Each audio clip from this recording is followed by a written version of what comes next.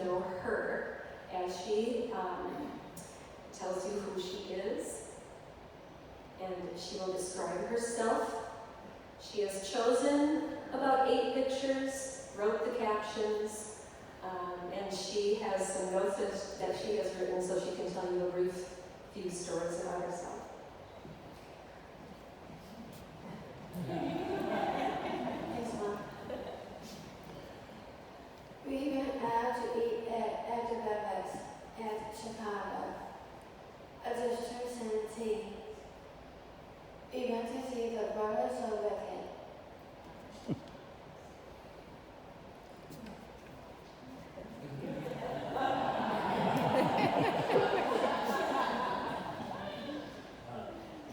There were a lot of statues and posed by some of them. We went around to the Art Museum at Chicago.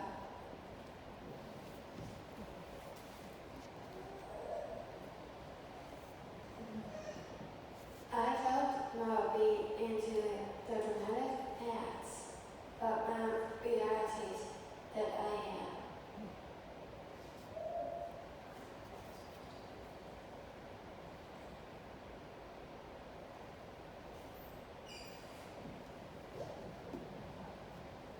I have performed a half-hour show, Dream Goals, with everything I set up. Music, microphone. I have on a beautiful blue dress. For at any teacher curtain, it was a garage show. I was 19.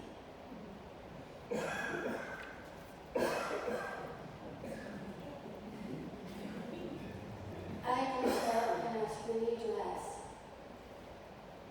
I displayed my sunglasses, cool, beauty. This was my 29th birthday.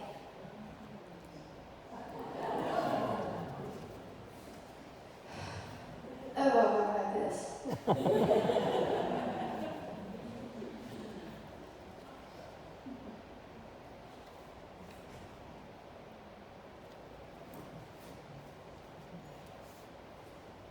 I want you to meet my daughter that is at 20 Isabel Kari.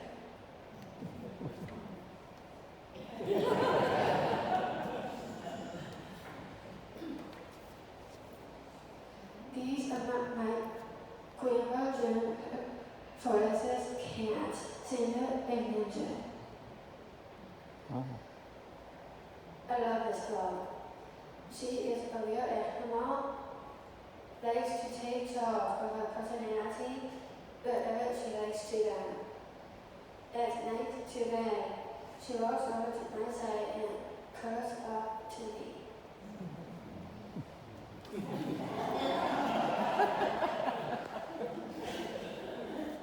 So sometimes I like to think I want blonde hair like Idiot and Zells.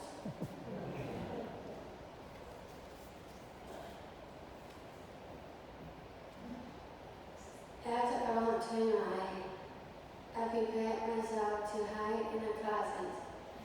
Here is a video that my grandma didn't know that Paris day.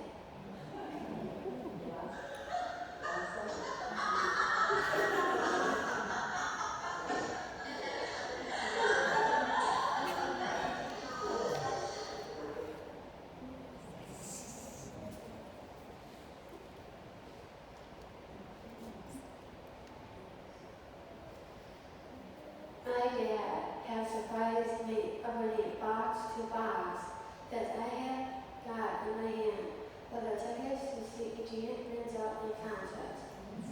All of you are in a still a retweet of this best index card of the person that I had shown with her, and she held the microphone to me, hugged me twice, talked to her for the first time, and gave me a picture of herself. I bowed with her a couple of times and had sung an entire refrain in our song, Let It Go, from Frozen.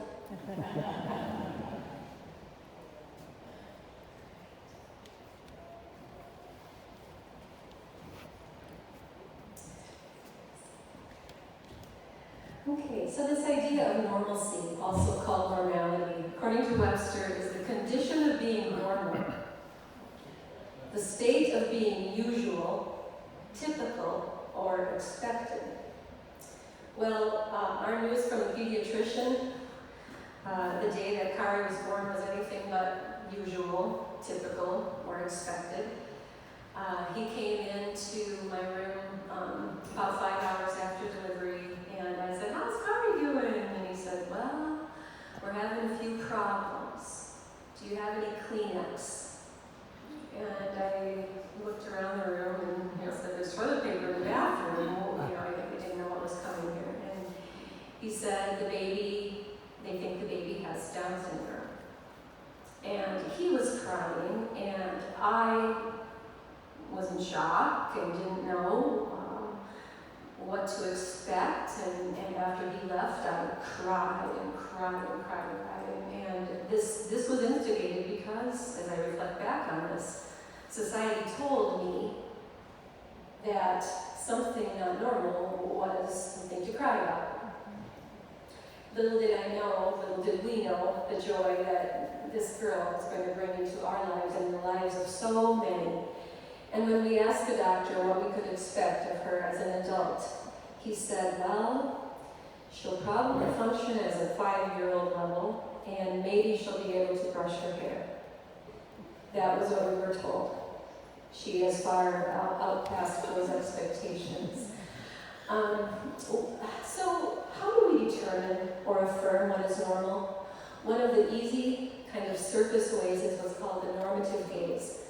Excuse me. So if you're walking down the aisle at Hy-Vee and you see somebody coming, you look at that person and you're kind of sizing them up without even really thinking about it. You look at them because you're thinking, how are they in relation to me? How is the other in relation to self?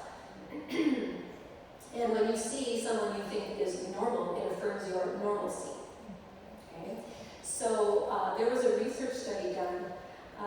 The researchers wanted to see if we could take away the physical barriers of what some people would consider not normal. Would that be something that people would want? The people, the parents, the people that have Down syndrome, so specifically with Down syndrome. So the medical personnel were all on board. They thought this was a great idea. We can fix the faces and make them normal. And then people wouldn't even know, and maybe they would get past and have more chances and get past that initial look, that normative gaze. The parents were on board. The children and adults with Down syndrome was, why? I like my face. Why would I do this? They wanted no part of it. So we've had some parental tension, at least I have, and we've talked about this a lot, Kari and I, as we present.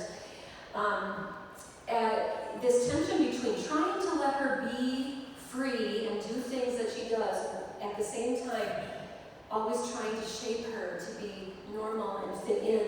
And an example is dancing in restaurant booths. When she was little and we would go out to eat, she'd get in the booth and a song would come on. She'd start dancing around, and immediately we have this tug. Ooh, should we stop her or should we let her? Well, she's not really hurting anything, but she's standing out. And is that okay? And how do we handle that? And now, as she's 30-year-old, she really has, in her imagination, and we've talked about this, and she's got Adina Menzel living with her, in imagination. She's got Kate Hudson at her disposal. She's got Rosario Dawson. Any famous actress that she would like is right there. And she literally will look up and talk with them. And even if she's been in hard times, like in the doctor's office, or she's having blood drawn or something, she will hold hands with that person. And is it abnormal? Maybe. But also think about it as resourceful. It's just at her disposal all the time. And she's a happy camper. So I yearn for Kari's freedom. And I've tried to be as free as her. It's really hard. But I have determined that normalcy, I conclude that normalcy really disables us all. And I've often thought, who has a disability here? Me, who's trying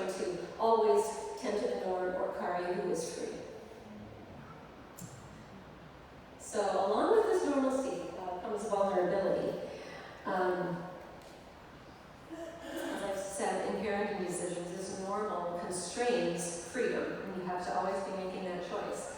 One example is my fear, well, who's watching? You know, Kari used to like to do karaoke on the front porch. Bring out the machine, bring out the microphone, be singing and dancing on the front porch, and I was worried. You know, who's watching? Who's driving by? Are they going to drive by often and see this happening? And, you know, she's vulnerable. And Kari, can you go do karaoke on the back porch? And then I would just feel this sick guilt all day. And another story, a common concern for us has been her perception of money and material goods. So I'll tell you a story. One day I was setting up the Christmas tree, and Kari came down with this big bag, and I said, "What are you going to do with this stuff in there?" And she said, "I'm going to give it to Shelley." And I looked inside the bag, and there's a CD player and a bunch of CDs, and of course I'm thinking, ooh, this is expensive, or people gave this to you, or you really shouldn't give this away. And I remember it was like an out-of-body experience. I said, "Why are you giving these to Shelley?" And she said, "Because Shelley likes music." And I said, "You can't just, remember, you can't just give these to Shelley because she likes music." You know, and I thought, what kind of lesson am I teaching her? But, you know, if the plate was passed around and she had a $20 bill out there and it's all she had, she'd put it in. So there are challenges. And then there's the expectations, you know, what can Kari do? And then there's the norms of what can someone with Down syndrome do? So a whole different set of norms that people might have. In her schooling, I observed her one day for a doctoral project I was doing. I did, you know, qualitative research class. I needed to do an all-day observation and an interview and then an autoethnography that included her interview. I observed her from morning until night. And what I found about her schooling was that it was all 100% about compliance and not creativity. Except for when she went to choir, where her dad was the director, and she got to do all kinds of cool things. But I'm not blaming anybody. All the teachers were doing everything with good intentions. It's just that here's what Kari was doing. She was spending her day washing mirrors and being scored on it. They would throw a pile of dirt on the floor and ask her to sweep it up and score her on that. After in English class, where she was pulled in for a little advanced work, they had read the book Frankenstein, and they were making the creation of Frankenstein. And Kari had 2 cardboard tubes up her legs, and she took the torso leg and she put it on top of those like a table. And the paraprofessional came over and said, "No, Kari, like this." Took it up, stapled it onto the legs, so it was up like this. And Kari just shrugged her shoulders and said, "Okay." Then Kari went ahead and made the head. She drew a head, she cut it out, she started to staple it on. The parrot came back and said, "No, Kari, that's too small. Here's the head," and drew it for her and had her cut it out. So even when she was trying to be creative, she was stunted. So she would have had 5 years of sanding and varnishing things in her woods class, the same patterns in a particular way. And I bring the UU principle here, the inherent worth and dignity of every person. And after this day, Bill and I were ready to make some changes with Kari. This is the chart she and all of her people in the life skills class had to carry around. You see the compliance? All of it is about compliance. 1st through 7th hour, 6 marks, 42 marks in a day, 0, 1, or 2. That's what she carried around. And I asked in the interview, said, "Kari, tell me about your world." And this is what she replied.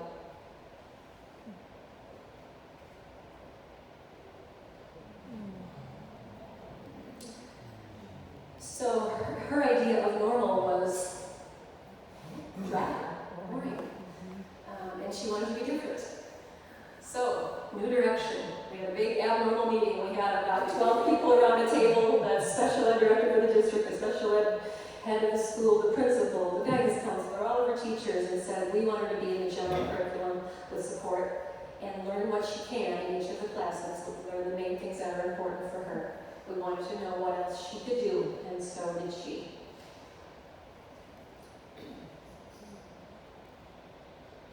We wanted to see her perspective change. What is different? What is normal?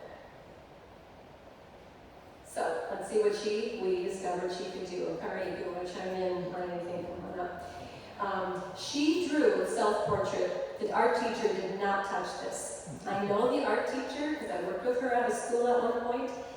The art teacher would sit side by side and have Kari observe and have her do it. What do you want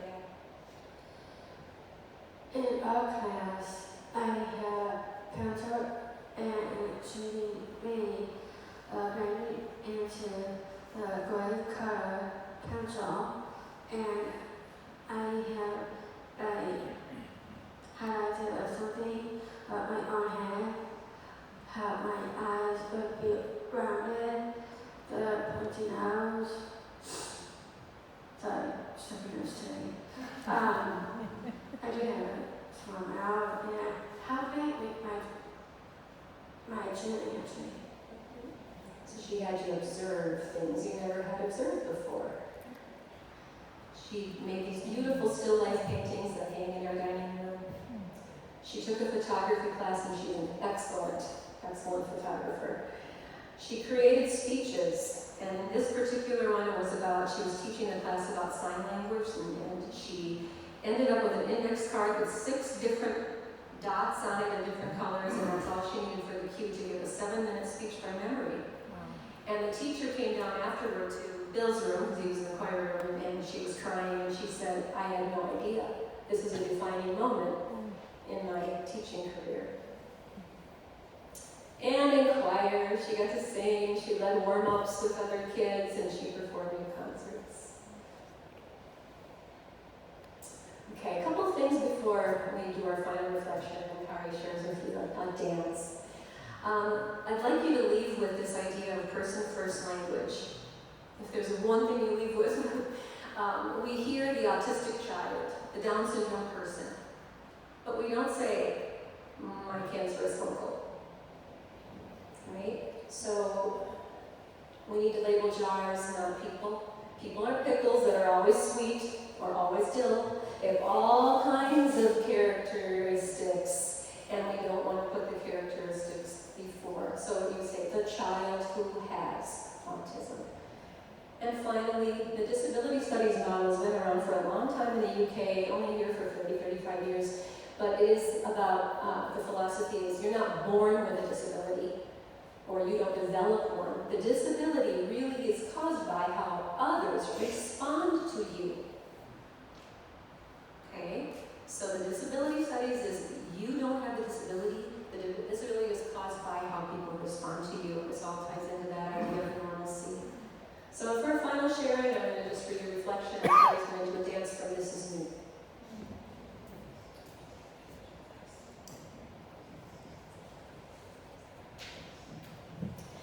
After decades of trying to shape Kari to be as normal as possible, I have realized that normalcy can be a hazard on the road to accepting oneself, and her, quote, abnormality has positioned her much closer than me to self-actualization.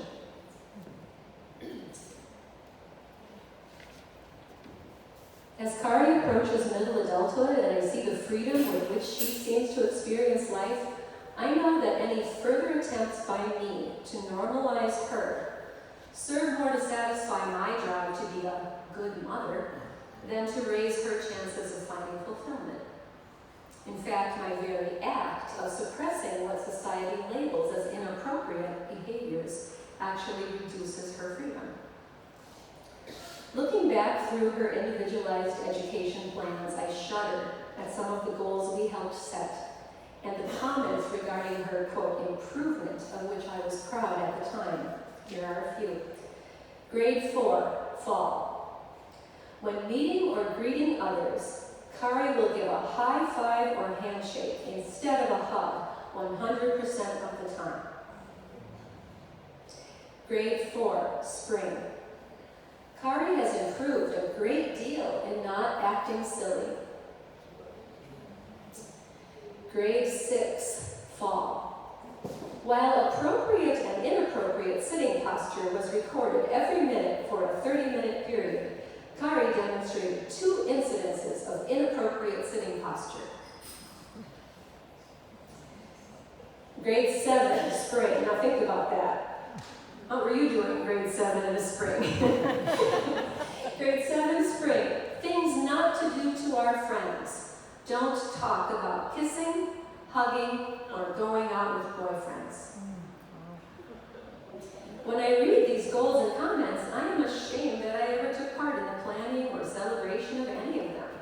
How petty, how constricting, how dehumanizing.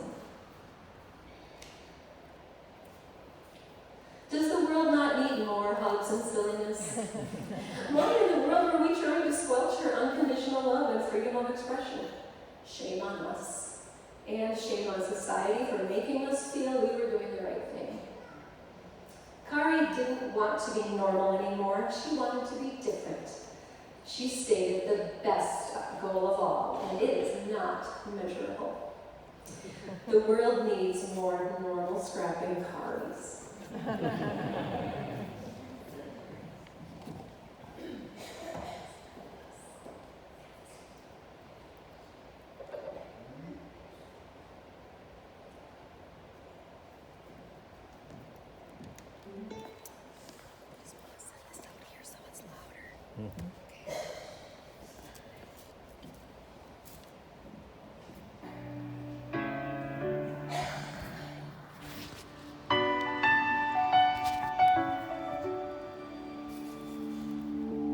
I am not a stranger to the dark. Hide away, they say, 'cause we don't want your broken heart. Learn to be ashamed of all my scars. Run away, they say, no one will love you as you are. But I won't let them break me down to dust. I know that there's a place for us, for we are glorious.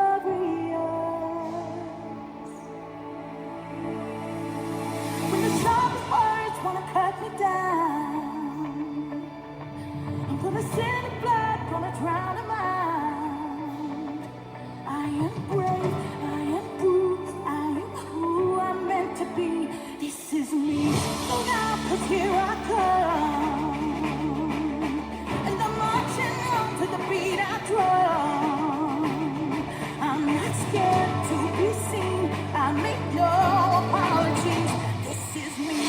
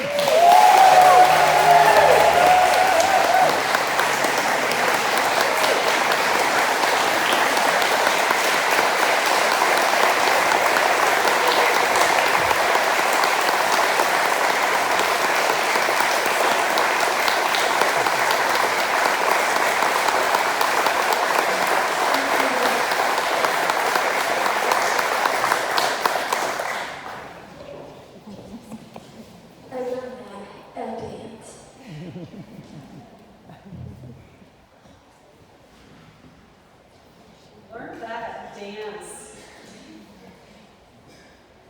She improvs all the time, however. Thank you. Kari Fordyce and Ben Fordyce and Bill. Glad to have you all here today. I invite you to rise in spirit and in body as you are able and join in singing hymn number 1017.